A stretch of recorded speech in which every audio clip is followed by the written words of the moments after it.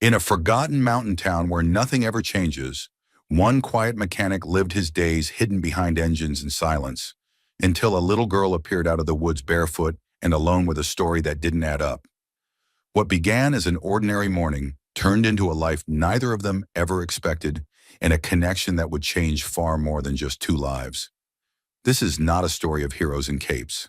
It's a story about kindness, timing, and how sometimes the smallest decision can ripple further than we ever imagine. So settle in, take a breath, and if you enjoy stories that heal the heart and stir the soul, don't forget to subscribe for more tales just like this one. Let's begin. A mechanic marked a lost child on Google Maps hours. Later, a helicopter landed beside his garage. The morning fog lay low across the sleepy mountain town of Ashford, Colorado, a place so small it rarely appeared on state maps. Wedged between jagged pine-covered ridges and meandering dirt trails, Ashford was where people came to disappear or to mend. Eli Dawson wasn't running from anything anymore. He had simply stopped moving forward. His garage, Dawson's Auto and Repair, sat at the edge of town, just past the faded gas station, and across from an old rail track long since swallowed by weeds. The building was a relic: cracked siding, dented tin roof, and a hand-painted sign so weathered that only locals still recognized it. Inside, everything smelled of motor oil, steel, and a quiet kind of grief.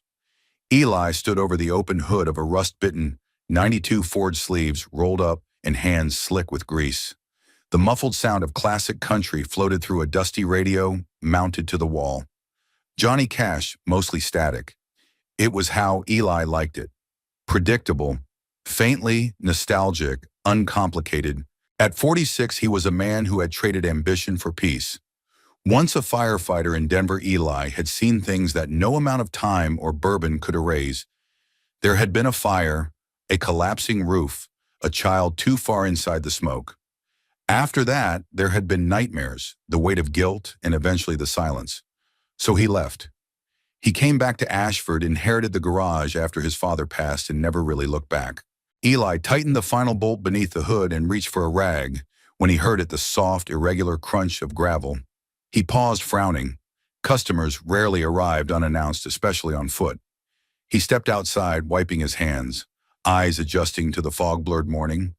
There at the edge of his lot stood a child, a little girl, no more than 7 or 8. She wore a thin, dirt-smudged jacket that hung off her frame, and her hair, dark brown and tangled, clung to her cheeks like cobwebs. Her knees were scraped, her face pale, and her bare feet were red with cold. Eli's throat tightened. "Hey there," he said gently, taking a cautious step forward. "Are you all right?" The girl didn't respond. Her eyes, wide, unblinking, stayed locked on him, as if unsure whether to run or stay. She looked like she'd been walking for hours. He knelt slowly, keeping his voice low. "My name's Eli. This is a garage-safe place. What's your name?" A pause, then barely audible Maya. "That's a pretty name," he said. "Are you hurt?" She shook her head just once. "Is your mom or dad nearby?" Another pause. "Then Mama's sleeping in the car." Eli's brows drew together. "What car?" She turned and pointed a shaky little finger in the direction of the woods behind his property. It went off the road. Mama didn't wake up. The words hit him like a cold slap. Instincts kicked in, vestiges of his rescue days. He scanned the tree line. There were old dirt trails back there, mostly used by hunters and teens looking for trouble. Nothing anyone should drive on this time of year. "Okay," he said softly. "Thank you for telling me, Maya. Let's get you warm first, all right? Then I'll see if I can help your mama." She hesitated, then nodded. Eli extended a hand. After a beat, she took it. Her fingers were like ice. Inside, he grabbed the emergency blanket from his shelf and wrapped it around her shoulders, then poured water into an old kettle and set it on the electric burner. He stirred cocoa powder into a chipped mug left over from a Christmas years ago and handed it to her with both hands. She cradled it like it was the first warm thing she'd held in days. While she sipped, Eli stepped outside again, phone in hand, raising it toward the sky. No signal, not even a flicker. He walked toward the edge of the property where sometimes, if the wind blew, right, a single bar might flicker. Nothing back inside. Maya sat silently, eyes staring down into the mug. "Do you know how long you were walking?" he asked. She shrugged. It was dark. Then it got light. His stomach turned. If there really was a car crash in those woods, time could be critical. He fired up his computer. The internet was slow but usable. He opened Google Maps and zoomed into the stretch of forest behind the shop. There were no roads, but he marked the area Maya had pointed toward as best he could. He dropped a red pin, clicked add a label, and typed, "Possible car crash, child found nearby, limited access, need immediate response." He added a short note in the description. 7-year-old girl found alone, claims mother is unconscious in car off trail. Coordinates approximate, then he clicked save. A long shot, but some emergency response systems now integrated with real-time data and flagged crowdsourced alerts. It was something. And right now, something was more than enough. When he turned back, Maya was curled up on the ragged couch near the wood stove. Eyes closed, the mug clutched in her lap. Eli stared at her for a long time, heart heavy. He hadn't had a child in his home since ever his life had no room for such things. No rhythm for it. But here she was. And he couldn't shake the feeling that whatever had brought her here, it wasn't done yet.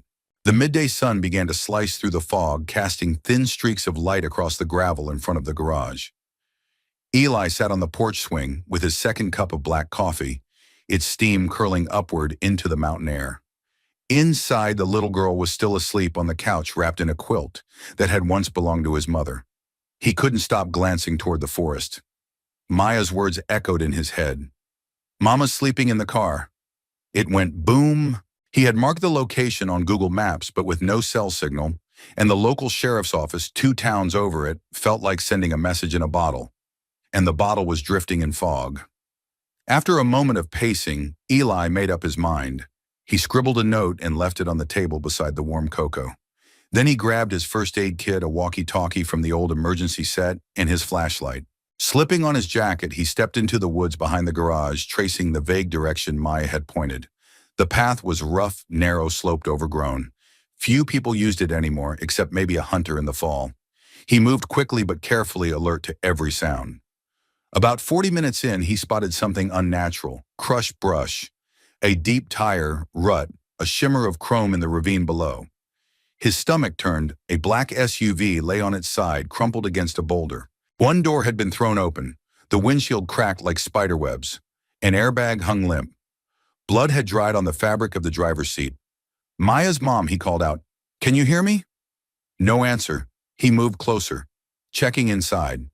The back seat booster was empty. No one was in the car. No sign of the mother. He took a few photos and noted the GPS coordinates for when he could finally send them. Then, without wasting time, he began the trek back. The garage was too quiet. He pushed the door open fast. Maya, no response. His pulse quickened. Then he saw her crouched near the edge of the lot beside the old doghouse Jasper used to sleep in. Her arms were wrapped around her knees. Her eyes stared out toward the trees. Relief swept over him like a wave.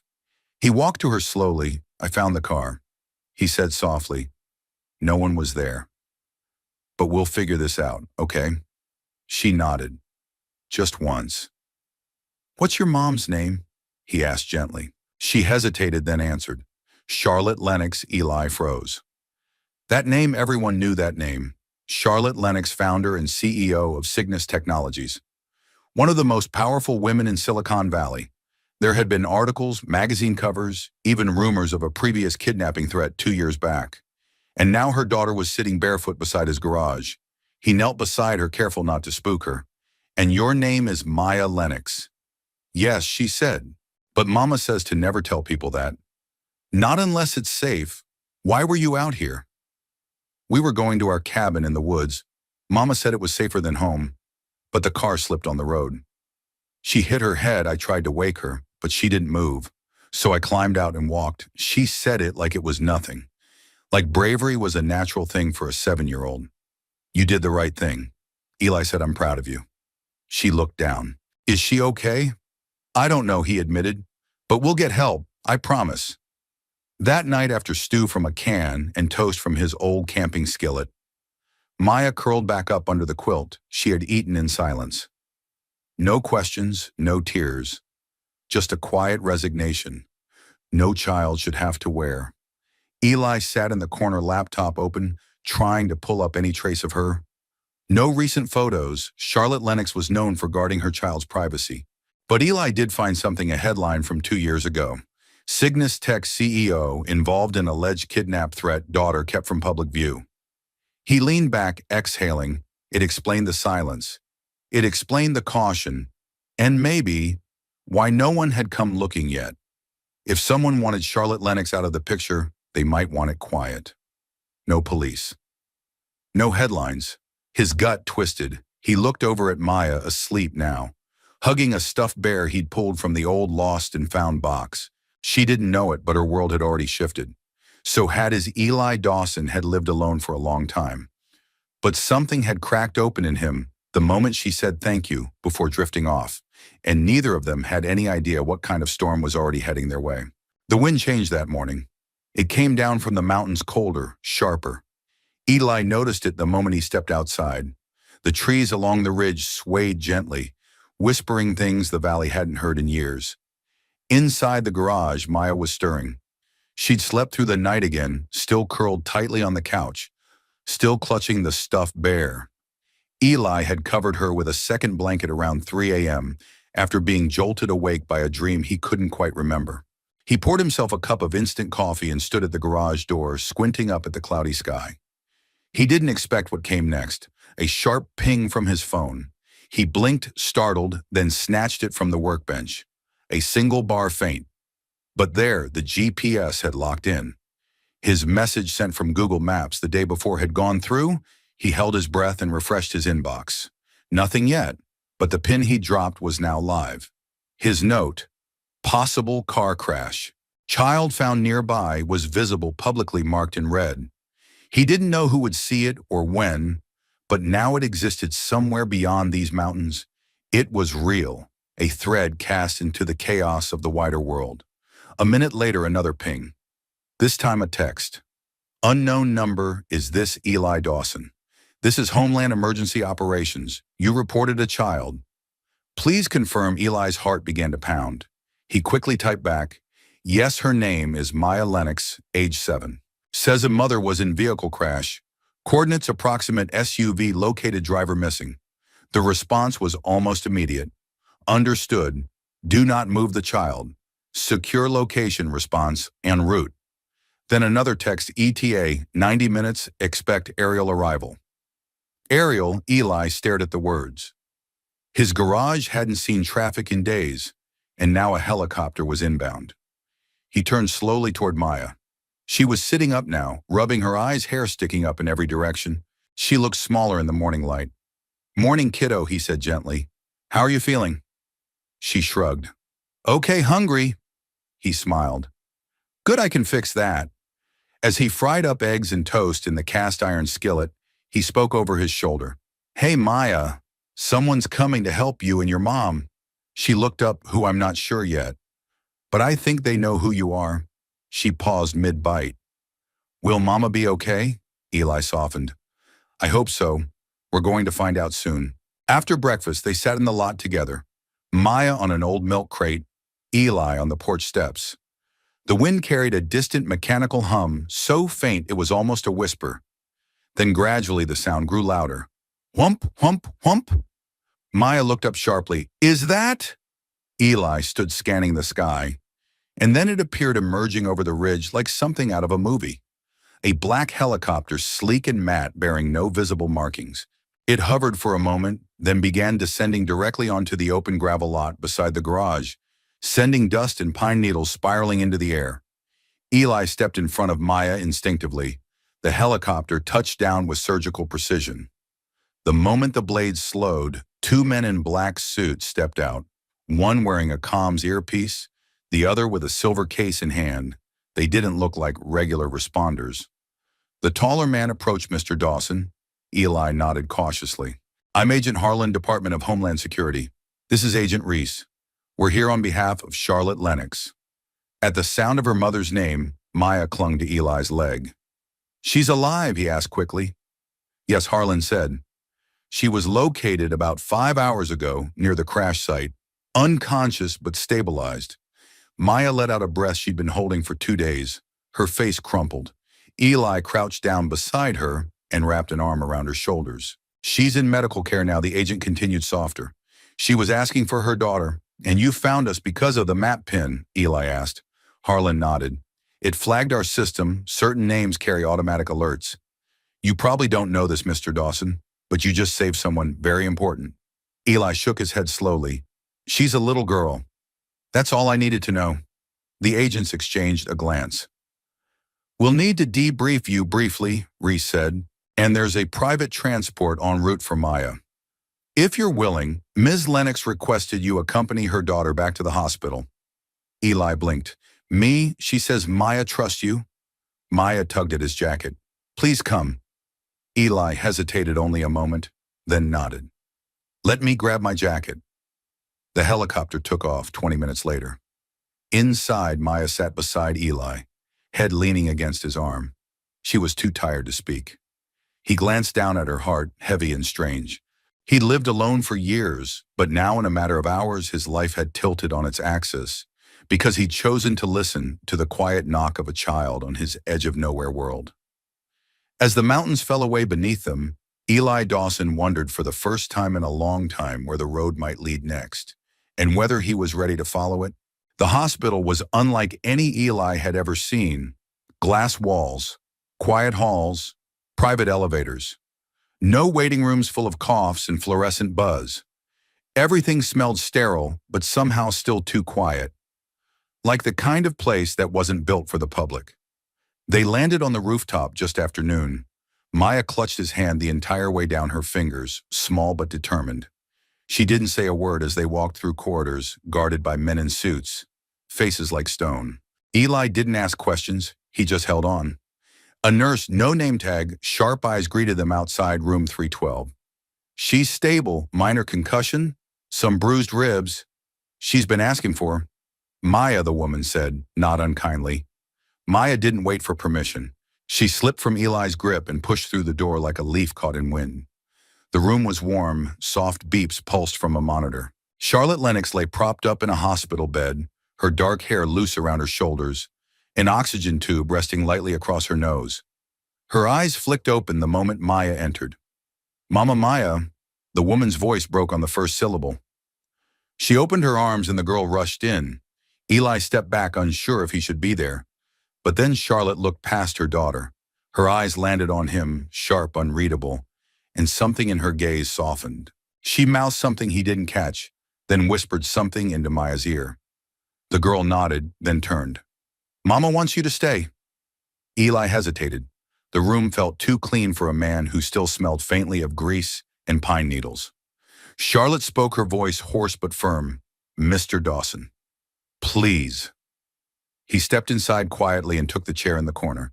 The nurse closed the door behind him. Maya crawled beside her mother, laying her head gently against her shoulder. Charlotte stroked the child's hair in slow, steady motions. There was a silence then, not awkward, but reverent. The kind of silence that wraps around people who've come too close to losing something they love. Finally, Charlotte spoke again. You found her. Eli nodded. She walked out of those woods, he said. Right into my garage, you fed her. Kept her warm. You marked that pin. Charlotte's eyes misted, but her tone stayed composed. Most people wouldn't have bothered. Or worse, called the press. I don't like cameras, Eli replied.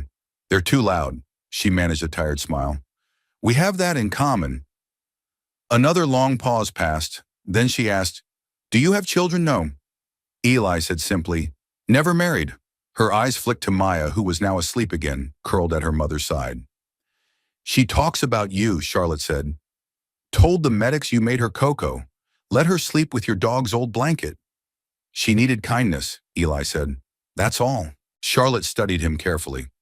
It's not a small thing. Kindness. Not these days. He didn't answer. He didn't know how they stayed like that for almost 2 hours. Every so often a nurse would check in.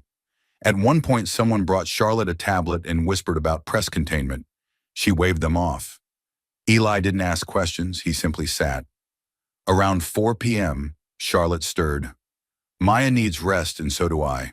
But before you go, he stood expecting thanks or a formal goodbye. Instead, she said, I want to offer you something.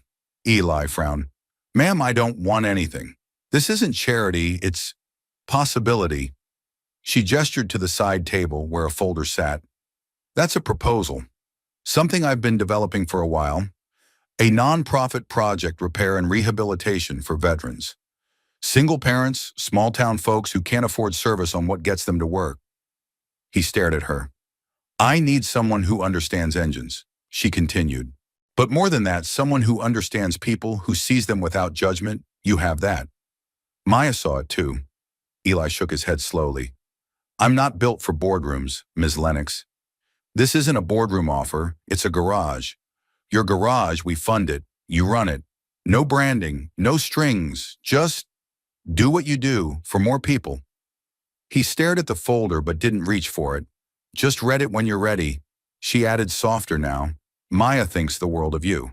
That means more to me than all the investor portfolios combined. That struck something in him, not pride, not flattery. Something older, belonging. Okay, he said at last, I'll read it. Charlotte smiled. It was the first time he saw her, not as a titan of industry, but as a mother, exhausted human. Grateful. Thank you, Eli. He nodded once and turned to go. But before the door closed behind him, he heard Maya's small voice call out. Come visit again. He looked back. I will, he said, and for the first time in years he meant it. Back in Ashford, everything looked the same. The mountain air was sharp with the scent of cedar. The old rusted sign still creaked in the wind. The tools on the workbench hadn't moved, and the radio still crackled with country songs from decades past. But something inside Eli Dawson had changed. He stood at the edge of his gravel lot, hands on his hips, staring at the ridge where the chopper had disappeared 2 days before. A piece of paper, Charlotte's proposal, sat folded in his jacket pocket, untouched since the hospital. He hadn't read it. Not yet. Not because he wasn't curious, but because he wasn't sure who he was now. He'd spent years hiding behind spark plugs and oil cans, keeping the world at arm's length. He'd built a life with no questions, no risks, and certainly no one depending on him. But now a 7-year-old had called him safe, and her mother, a woman who could afford anyone, had trusted him. Eli didn't know what to do with that. He walked back into the garage and began cleaning. It was what he always did when thoughts threatened to push past his defenses. He swept sawdust that wasn't there. He oiled hinges that didn't squeak. He reorganized the same row of spark plugs 3 times. Still, he couldn't shake the silence. It felt different now, no longer peaceful, but hollow. By mid-afternoon, he was tightening a bolt under the hood of a customer's Jeep when he heard it. A low hum, faint at first, distant, but unmistakable. He stepped out from beneath the hood, eyes scanning the sky. A second later, the sound sharpened, rotors slicing through the mountain air. Another helicopter, but this one wasn't matte, black, or silent. It was deep green, military grade with the markings of a national emergency unit, and it was descending right onto his lot.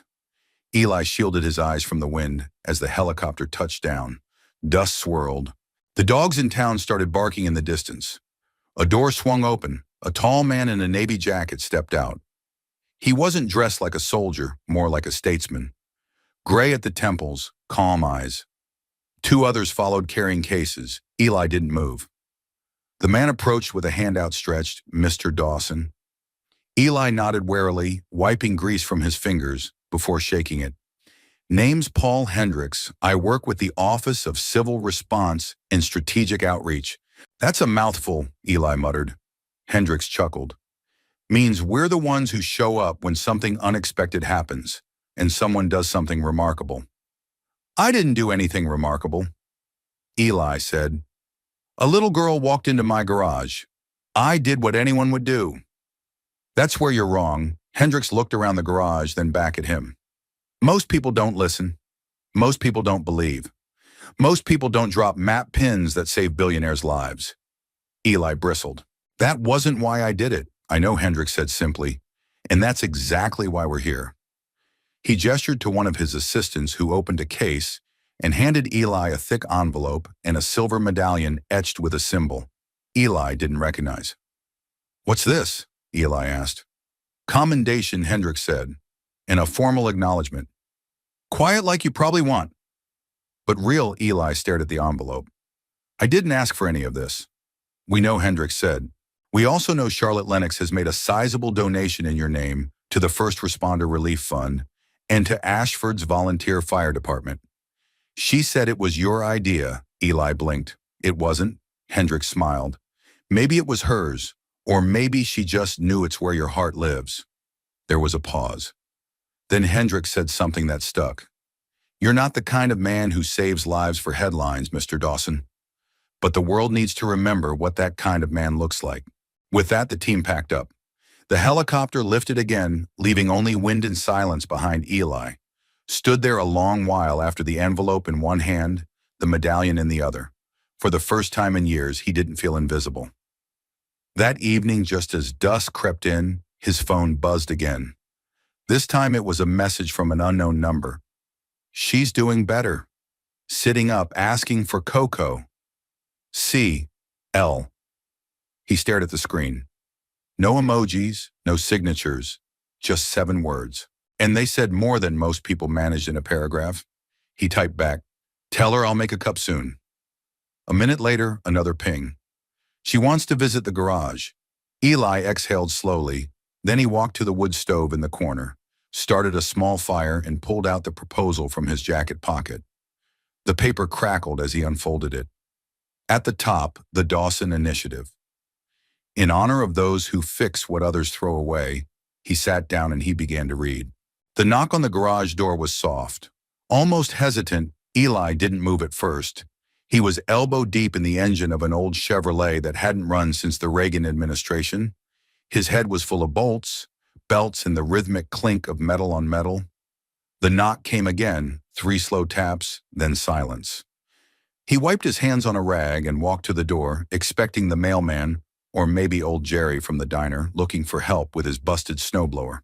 It wasn't either. Standing just outside in a navy wool coat and dark jeans was Charlotte Lennox. She looked out of place against the chipped paint and cracked concrete, not because of how she dressed simple clean, but because of the gravity she carried. The kind of gravity built from boardrooms, breaking points, and too many nights without sleep. And yet she looked softer, less armor, more human. "Hey," she said quietly.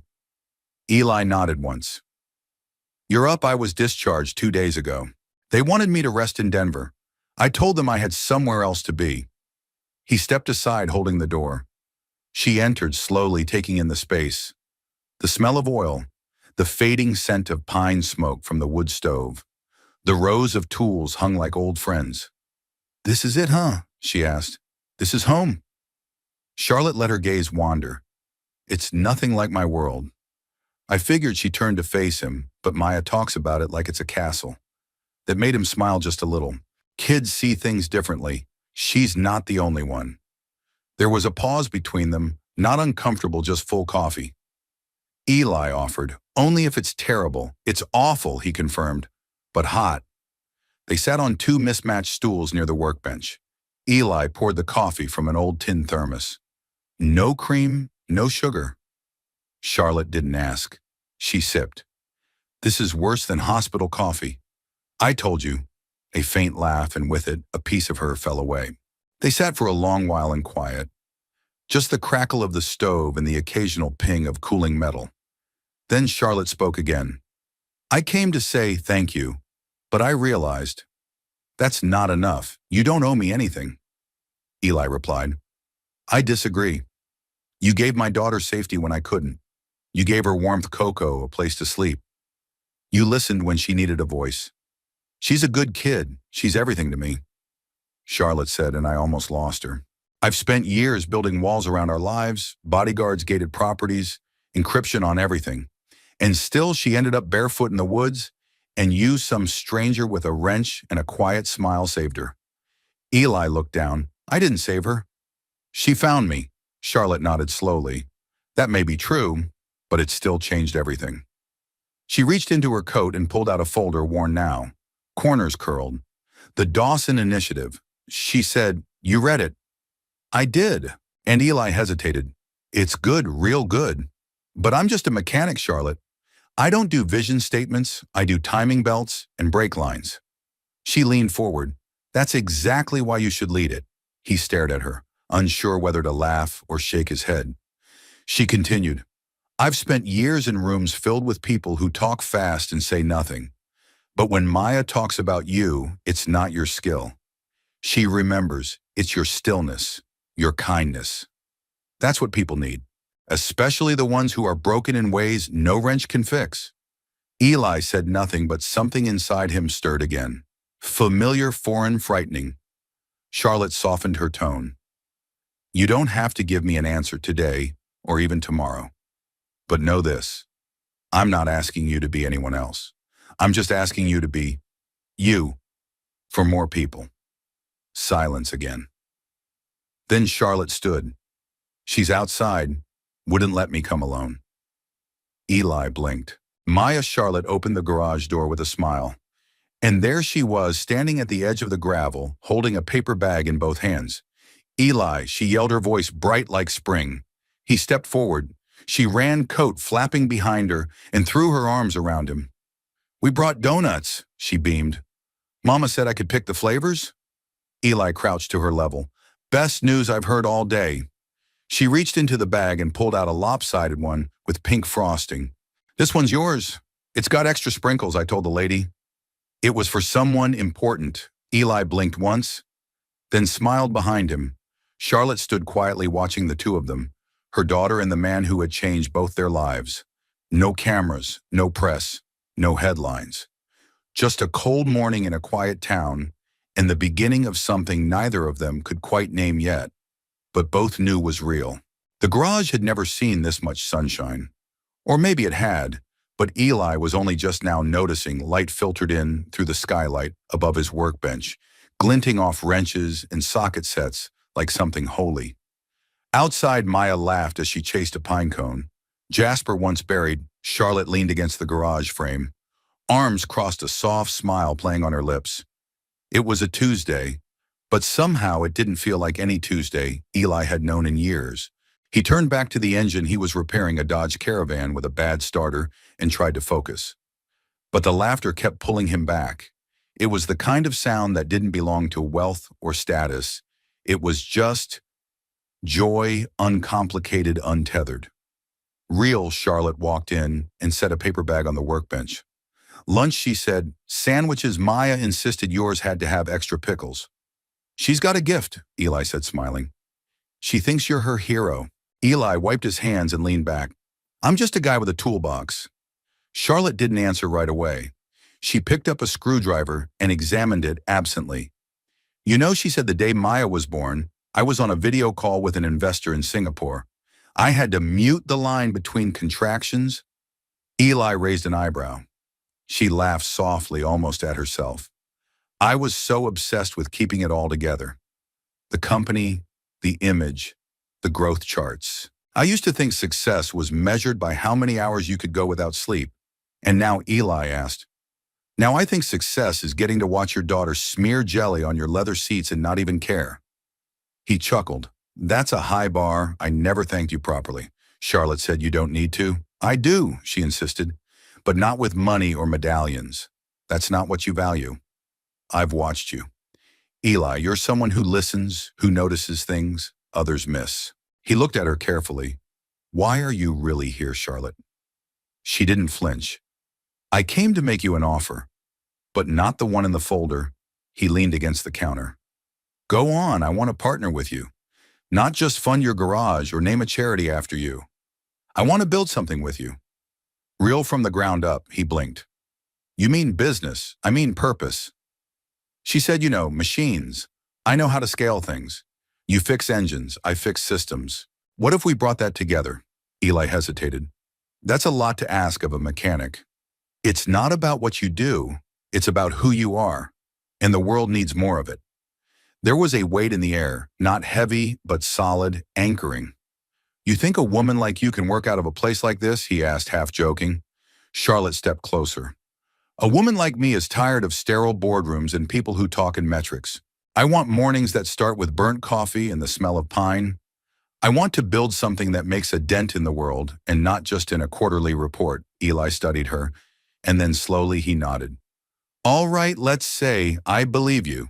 Let's say I'm willing. What's the first step? Charlotte smiled. We start with one car, one story, one person we help, and then we let it grow. Just then Maya burst in through the door, cheeks flushed. Mama Eli, there's a bunny in the shed. They both laughed. Charlotte looked at him. You and Eli glanced at Maya, then back to Charlotte. Her eyes weren't cold now. They weren't calculating, they were open and hopeful. I'm in, he said. She reached out and they shook hands. It wasn't a contract, it was a covenant. That night Eli sat by the stove flipping through a notebook where he'd started sketching ideas. What the garage could look like, how to redesign the back bay into a teaching space. The heater rattled, the lights buzzed, and for the first time in years he didn't mind the noise. Outside the world was still what it had always been, but inside this garage, inside this man, something entirely new had taken root. Not just purpose, but possibility. The sky had turned lavender by the time Eli found Charlotte sitting alone on the tailgate of his old pickup. She was staring at the mountains, their silhouettes darkening against the last light of day. A thermos sat beside her, untouched. Her coat hung loosely from her shoulders, and the sharp CEO polish she usually wore like armor was nowhere to be seen. Eli didn't say anything at first. He approached quietly and sat next to her, leaving a respectful space between them. The metal beneath them creaked old and familiar. I forget how quiet it gets out here, Charlotte said, eyes still fixed on the distant peaks. It sneaks up on you, Eli replied. Then you start needing it. She nodded. I used to hate silence. I filled it with meetings, with news tickers, with voices. Thought it meant I was moving forward. But silence isn't emptiness, is it? No, Eli said. Sometimes it's the only thing honest enough to hold you together. She took that in. A long moment passed.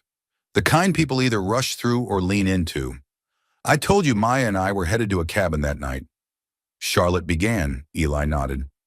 That was true, but what I didn't say was, we were running. Her voice was even, but Eli heard the strain beneath it. There's a man was a man, someone I trusted. We built part of Cygnus together. He was brilliant, ruthless, charismatic. But I didn't see the darkness coming until it was too close. He began using his access, watching Maya making comments. Subtle things at first, enough to make you doubt your own instincts. Eli stayed quiet. Let her keep going. Then one night our driver found a GPS tracker under Maya's car seat. When I confronted him, he laughed, said it was for her safety. That's when I knew he wasn't just a bad partner. He was dangerous. She looked down at her hands. They were clenched in her lap. I bought the cabin under a shell name. Had the car packed by midnight. No press, no guards. Just the two of us. I thought I could keep her safe. Then the road gave out, and I woke up in a hospital with 6 cracked ribs and no child in sight. Her voice broke, just a hairline fracture. But enough Eli didn't touch her, but he sat closer. I failed her. Eli, all my resources, all my power, and still I couldn't protect my daughter. You didn't fail her, he said quietly. Charlotte turned to him, eyes glassy but defiant. Then why did she end up barefoot and cold, knocking on a stranger's garage door? He didn't answer right away. Instead, he looked out at the mountains with her. I've pulled people out of fires, he said at last. Some I saved, some I didn't. But the ones that lived, they always remembered the hand that reached for them. Not the flames? Charlotte blinked. He added, Maya remembers you, and she remembers she got out. That says more than failure ever could. For a long moment, neither of them spoke. Then Charlotte laughed softly, wiping her eyes with the edge of her sleeve. You always talk like that. Like what? Like you spent 20 years reading fortune cookies in the woods. Eli smirked, only the good ones. They both laughed, a quiet, surprising sound that wrapped around the evening air like a blanket. You know, she said, I've never told that story, not even to my board, not even to my lawyer. I don't know why I just did. Eli looked at her gentle but direct. Maybe you needed to say it out loud to someone who doesn't need anything from you. Her gaze softened. You're wrong about that. He raised a brow. I think I need this place, she said. This air, this quiet, this reminder that not everything has to be war. Eli looked down at his hands. I've been at war with silence for a long time too, until Maya walked in and gave it a name. They sat in the dying light until it was just stars and breath clouds. Finally, Charlotte stood. I should get her home. She'll fall asleep in the car in 10 minutes, and I'll have to carry her in like a sack of potatoes. Eli chuckled. Bet she still calls you Mama the Strong. Charlotte smiled. Only when I bribe her with marshmallows. She paused at the edge of the gravel, one hand on the car door. You're a good man, Eli. He didn't respond with a compliment or a joke. Just nodded, and you, he said, are one hell of a mother. She held his gaze for a beat longer than necessary, then got into the car. As the taillights disappeared down the road, Eli stood in the stillness, the weight of her story still warming the air between them. He didn't know where this road was leading, but for the first time in a very long time, he was ready to follow it wherever it went. The smell of garlic and brown butter filled the garage like a hymn. It was a scent Eli hadn't smelled in years, not since the days when his mother used to cook Sunday supper, and the neighborhood kids would linger around the windows, hoping for leftovers. Tonight, however, the scent didn't come from his own hands. It came from Charlotte. She moved through his tiny kitchen space with unexpected ease. Sleeves rolled up an apron borrowed from a dusty hook in the corner. Eli had offered to help, but she waved him off. You fix engines, I fix pasta, she said, flashing a grin that held no trace of corporate bravado.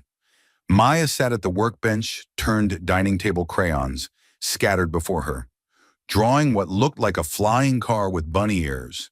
Every so often, she'd hold it up to Eli for inspection, and he'd nod solemnly as if evaluating blueprints for a NASA prototype. How's it coming? He asked. Needs more sprinkles, Maya declared. Sprinkles on a spaceship. She grinned. It's a dessert rocket. Eli chuckled and returned to slicing bread. He still wasn't used to this kind of noise. Happy noise. The laughter, the clatter of pots, the scrape of crayons on wood. It filled the cracks of his life in ways silence never had. Dinner was served on mismatched plates, pasta with a garlicky tomato sauce, a side of roasted carrots and bread. So crusty, Eli suspected Charlotte had taught herself to bake just to prove she could. They sat together, the three of them, beneath the hanging shop light over the bench. The food was good, really good. But what made it memorable wasn't taste, it was presence. You didn't have to cook, Eli said, wiping his mouth. I did, Charlotte replied. My mother used to say, feed the people you love, or at least the ones who've done something noble with a busted carburetor. Maya giggled mid-noodle. Eli glanced at her. You eat like you've been starved. She has, Charlotte said softly, half teasing. Hospital food is basically flavored sadness. The laughter that followed wasn't loud, but it was full. After dinner, Charlotte helped clear the dishes and Maya curled up on the old armchair in the corner, pulling the worn quilt around her legs. She wasn't quite asleep, but her eyelids drooped with the slow grace of someone who finally felt safe. Eli leaned against the counter, drying a plate. She's different when she's here. Charlotte looked over. She told me yesterday this place makes her feel like she can breathe. She says a lot for a 7-year-old. She does. Charlotte agreed, but she doesn't say it easily, especially not after what happened. Eli placed the plate down carefully. You ever wish you could go back and make different choices? Charlotte didn't answer immediately. Instead, she picked up a dish towel and began drying the next plate. I used to think if I worked hard enough, I could outpace regret. She said buy enough property, build enough security, raise her in a fortress instead of a home. But the truth is, she glanced at Maya, she didn't need a fortress, she needed a dinner table. Eli nodded slowly. We all need a table, and someone who sees us without checking for a name tag. Charlotte added, the quiet between them wasn't empty. It was full of things neither needed to say out loud. As the night wore on, Charlotte finally scooped Maya into her arms, careful not to wake her. Eli opened the truck door, and she nestled the girl into the back seat. When she turned back to Eli, her expression had shifted. Not gratitude, not obligation, but something deeper. Thank you for letting us in, she said. Eli looked at her, voice low. You didn't need an invitation. You just showed up. she smiled. Sometimes that's the bravest thing we do. Before leaving, she pulled something from her coat pocket, a tiny folded note, and pressed it into his hand. For later, he watched as her taillights faded down the gravel road. The sound of tires on loose stone was the only noise for a while. Inside the garage smelled faintly of garlic crayons and something older like hope. Eli stood in the doorway for a long moment, then opened the note. It was written in blocky, uncertain letters. Dear Eli, thank you for fixing engines and hearts, love. Maya. His throat tightened. It was the kind of thank you no award could match. The kind of note that didn't just land in your hands, it took root in your ribs. And Eli Dawson, once a man defined by silence and solitude, realized that what they'd shared tonight wasn't just dinner. It was the start of something that looked a lot like family. It was nearly midnight when the phone rang. Not the cell. The landline, the dusty wall-mounted phone in the corner of the garage that hadn't made a sound in years. Eli had nearly forgotten it existed, buried beneath coils of extension cords and a calendar from 2016 that still showed a red circle around Dad's birthday. He was on the cot in the back room reading Charlotte's proposal again, under the dim yellow glow of a mechanic's lamp. The plan was solid, too solid, like something made for someone else's life. The phone rang a second time. He stood slowly, unsure if he was dreaming. By the third ring, he reached it. Yeah, he said, voice still thick with disbelief. A pause, then a voice clipped, professional, familiar in tone, if not in name. Mr. Dawson, this is Special Agent Harlan. We met briefly outside your garage. I flew in with the initial response team. Eli rubbed the back of his neck. You're calling now. I wouldn't, if it weren't urgent. Eli's gut tightened. Is it about Maya? No, she's safe. This is about her mother. Eli straightened. What happened? She's fine physically. But earlier this evening, Charlotte Lennox received a breach notification on one of her private security feeds.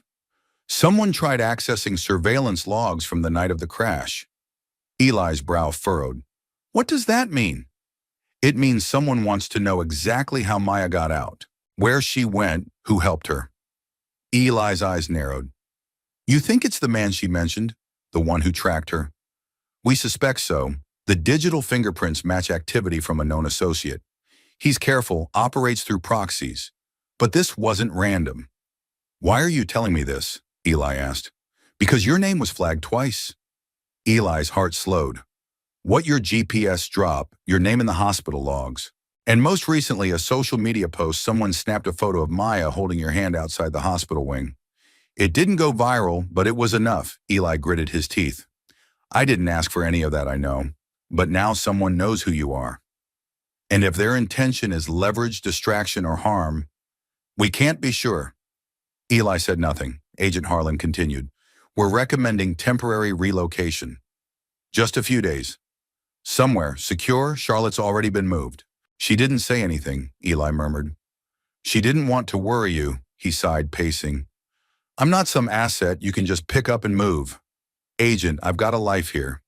You have a garage and a cot, Harlan said plainly. You didn't have a life until Maya walked in. Don't lose it now. The line went quiet, then softer. You matter to them, Mr. Dawson. More than you think. Click. Eli stood still for a long moment. Then the sound of the wind picked up outside, whispers against the window glass. He turned off the lamp and stood in the darkness, staring at the proposal still open on the table. A page fluttered. Phase 1. Outreach. Ashford Community Mobile. Garage conversion. Skill training for veterans and low-income families. He could almost hear Maya's voice. You fix hearts too. He didn't sleep much that night. The next morning he found Charlotte waiting by the back bay door, wearing sunglasses and a baseball cap. Her posture rigid with restraint. Maya sat in the truck beside her, kicking her heels lightly against the dash, humming some unrecognizable tune. You should have told me, Eli said as he approached Charlotte. Took off the sunglasses. I didn't want to pull you into this. I was already in. She nodded. I know you, okay? He asked, shaken, but not broken. He looked at her, trying to read beneath the calm. You running again? Charlotte met his gaze. Not this time. Just repositioning and me. She pulled something from her pocket, a simple key fob. We bought the lot next door. Quiet purchase. No names attached. The team finished converting the back unit into a secured space. You'll still be in Ashford. Just watched over. Eli stared at the keys. I don't want bodyguards, you won't even see them, but they'll be there. For Maya too. She wants to come back next week. She wants to paint the side of your garage with stars. He allowed himself the flicker of a smile. I got a call, he said. I know. She replied. Harlan briefed me. I didn't like what he said. I didn't either. Eli stepped closer. You still want to build this thing? Even if it puts a target on your back, Charlotte didn't hesitate. Especially then, he let that settle between them. Then he reached out, and for the first time since this all began, he took her hand firm, steady, wordless. They didn't need to say what it meant. It was agreement, partnership, faith, and maybe something that hadn't yet found its name behind them. Maya leaned out the window. Can we have spaghetti again tonight? Eli laughed. Only if you promise no sprinkles this time. But it was space spaghetti, she protested. Charlotte turned to him. We're staying at the cabin. It's secure now. You could come by just dinner. Just normal, he nodded. Yeah, I'd like that. As the truck pulled away, Eli stood at the edge of his gravel lot, holding the key fob in one hand and the future in the other. The world had knocked again, and this time he wasn't going to pretend he didn't hear it. 6 months later, the garage looked nothing like it used to. The peeling Dawson's auto sign had been gently replaced with something hand-painted, wooden and warm. The Dawson Initiative, repairs with purpose. Underneath in smaller print, no one gets left behind. The inside still smelled like motor oil and old bolts. But now it also carried the scent of fresh coffee, cheap breakfast sandwiches, and sometimes even cinnamon rolls, courtesy of Maya, who had discovered the joy of a toaster oven and a dangerous affection for brown sugar. What once had been a cluttered sanctuary for one man was now a humming living space with purpose. The back bay had been converted into a workshop classroom. Veterans, former mechanics, even a few local teenagers on probation stood at their stations with greasy hands and cautious hope. There were no lectures, no uniforms, just work, honest, skilled, and healing in its own silent way. Eli walked through the space slowly, his worn boots echoing over the newly cleaned floors. He didn't say much, he never had, but people quieted when he passed, not from fear, from respect. They called him boss or Mr. D, or occasionally the guy who listens. He still didn't like the attention, but he understood now that sometimes the most powerful leaders are the ones who don't speak often, only when it matters. In the corner, a man named Felix, a former diesel tech who hadn't held a steady job in 5 years, was teaching a young woman how to change brake pads. She was listening closely, her hands shaking less than they did a month ago. Eli watched with quiet pride, not for himself, for them, for what this place had become. At the front desk, Charlotte was seated with her tablet scrolling through grant proposals. She looked more relaxed now. Her suits had softened into jeans and cardigans, her heels traded for boots. The sharp edges were still there, but now they framed something steadier, deeper. When she looked up and saw Eli, she smiled in a way that made him feel like coming home. Shipment from Denver just arrived. She said, more filters and the new lift for the wheelchair-accessible bay. Good, Eli nodded. We'll install it this weekend. Charlotte paused. You're really doing it. You know, doing what? Changing lives. You've already put 5 people back into full-time work, 2 kids off the streets, and somehow Maya's convinced half the county that our garage is where lost things get found. Eli chuckled. She's not wrong. He walked over and picked up a clipboard.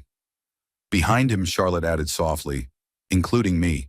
He stopped, letting the weight of her words settle. Then before he could speak, a small voice shouted from across the lot. Eli, come see. It was Maya. She was standing by the mural on the side wall, the one she had insisted on painting herself. It had started as a mess of stars and swirls, but over time, it evolved into something breathtaking. A mechanic's hand holding a wrench, cradling a heart in the palm. Above it, words in her neatest handwriting. Kindness repairs more than machines. Eli walked over. Maya was beaming. I finished it, she said proudly. He looked at the wall, then back at her. It's perfect, she pointed. That star right there. That's you, and that one's Mama. And the big one. She leaned in conspiratorially. That's Jasper. Eli swallowed a sudden lump in his throat. You gave me a safe place, Maya whispered. Now it's for everyone. He bent down and gave her a gentle hug. You gave it its heart. Behind them, Charlotte watched, arms folded, eyes soft. She didn't speak, didn't need to. She was watching something grow. Not a business, a home. That evening, they gathered outside for the garage's first official community night.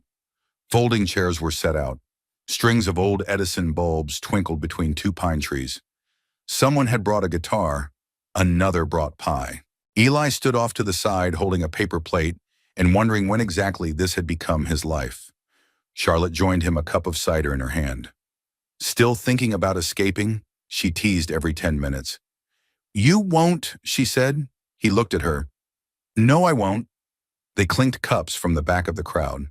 A grizzled vet named Martin raised his voice. Speech from the man who started it all. Eli shook his head. No way. Charlotte nudged him forward. Just a few words. Eli stepped up reluctantly. Everyone quieted. A dog barked once. Someone shushed it. Eli cleared his throat. I'm not one for speeches, he began. You all know that. A soft chuckle. He looked around at the faces marked by wear and wisdom, by second chances and long roads home. This place, he continued, started because a little girl walked into my garage. I didn't know it then, but she brought with her more than just a story. She brought purpose. And if you're standing here today, it means you brought some of that with you too. He paused. We fix cars here. But more than that, we fix the stories that brought people to the edge. We give folks a reason to stay. He looked over at Maya, who was grinning, and Charlotte, who was no longer just watching, but standing beside him. So thank you for showing up, for trusting this old garage, and for letting me believe in people again. Applause rippled, sincere and warm. That night, under the stars and strings of light, Eli Dawson stood not as a mechanic or a recluse or a man marked by grief, but as the center of something true. The morning broke slow and golden dew clung to the pine needles like pearls. A low mist curled around the hills before lifting gently into a soft blue sky. In Ashford, Colorado, the world moved as it always had, unhurried, unnoticed by the noise of the wider world. But on the gravel lot just outside Eli Dawson's garage, something had shifted. Life had taken root. The doors to the garage were already open. The scent of fresh coffee drifted out, mixing with pine and sun-warmed metal. Someone had left a box of muffins on the front step. No note, but everyone knew it was from Mrs. Delaney up the road, who hadn't missed a Thursday delivery in months. Inside, Eli stood at the workbench, cradling a cup of coffee, watching Maya paint a fresh coat of green onto a battered toolbox. She wore overalls now, her curls pulled back in a loose ponytail, a smear of paint across her cheek. You missed a spot, Eli said. She stuck out her tongue without looking. I'm doing texture, of course, he said, nodding solemnly. Master artist at work, Charlotte appeared in the doorway behind them, carrying a folder and a gentle expression. Her business meetings were still happening, but now they came after pancake breakfasts and long walks through town. She had learned to leave her phone in the truck more often than not. I heard the mayor's office called again. She said third time this week, Eli replied. They want to name the park after us or something. You gonna say yes? He shrugged. I don't need a bench with my name on it. She smiled no. But you gave people a place to sit. That matters. They shared a long look, familiar now steady. A language of quiet gestures and the kind of trust that doesn't need labels. Maya hopped down from her stool and announced, I'm hungry. You're always hungry, Eli said. Because I'm growing, she replied proudly. Mama says I'm growing a big brain. Charlotte chuckled and tousled her daughter's hair. Let's go feed that brain. They walked down to the diner together where everyone knew their names, where the waitress didn't bother with menus, and where Maya got extra whipped cream without asking. After breakfast, they strolled through town. A veteran named Felix waved from his bike, his son trailing behind him on a scooter. Down the street, the garage's newest trainee, a young woman named Tara, was painting the front gate, a soft gray. It was subtle, but Eli saw it everywhere. People standing taller, eyes brighter, shoulders looser. Not because he was a hero, not because Charlotte was famous, but because something small, steady, and good had been allowed to grow. They walked up the hill just beyond town. From there you could see everything: the winding road, the edge of the forest, the humble heartbeat of Ashford. The wind carried the sound of a dog barking in the distance and someone hammering a loose fence post. Maya sat on the grass beside them, drawing in her sketchbook. She was sketching the garage with big windows and stars on the roof. Charlotte turned to Eli. She asked me yesterday if she could call this place home. Eli looked out over the valley. Isn't it already? Charlotte reached for his hand. She didn't ask for permission. She didn't need to. I never expected any of this, she said. Neither did I, but I'm glad it happened here with you. Eli squeezed her hand gently. So am I. They sat like that for a long time, letting the quiet settle around them. Not as emptiness, but as peace. The kind that had taken a lifetime to find. The kind that comes not with fireworks, but with stillness. Down below the garage kept humming. A soft engine turned over. A child's laughter carried up the hill. The world moved on, and so did they, not away from what had been but forward into what could be. A mechanic, a mother, a child. Not just survivors of one strange, beautiful twist of fate, but builders of something greater. Something lasting. Something that would never quite fit in a headline, but would live in the hands. Hearts and quiet mornings of the people they'd come to love, and who had, against all odds, come to love them back. As the sun rose higher, Charlotte leaned her head against Eli's shoulder. Maya looked up from her sketch pad. This is the best day ever, she said simply. Eli smiled. It is. And for once, he didn't need to fix anything, because everything was exactly where it was meant to be. We'd love to hear from you. Where in the world are you watching from? Did this story remind you of someone or perhaps a moment in your own life? If stories like this touch your heart, please consider subscribing to the channel so you never miss a new tale. Your support means the world and helps us keep bringing more warmth and inspiration your way. Thank you so much for spending time with us. Until next time, take care, and remember, even the quietest acts of kindness can change a life.